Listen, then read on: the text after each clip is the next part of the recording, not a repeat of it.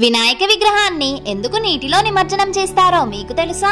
సృష్టి, స్థితి, లయ ఇదొక నిత్య చక్రం. మనం బొమ్మని సృష్టించాం, పూజలతో పోషించాం.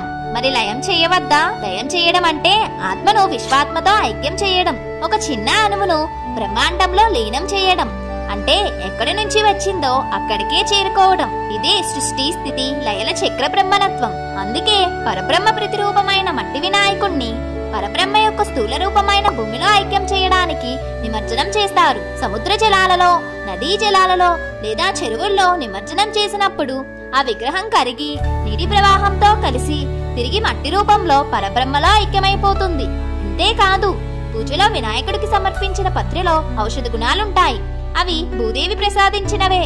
వాటిని కూడా నిమజ్జనం ద్వారా పరబ్రహ్మకు అర్పించి అంజలి ఘటిస్తారు. ఇదంతా కలిపి సర్వం ఈశ్వరార్పణం అంటే ఇదే అసలు అర్థమని సూత మహర్షి వివరించారు.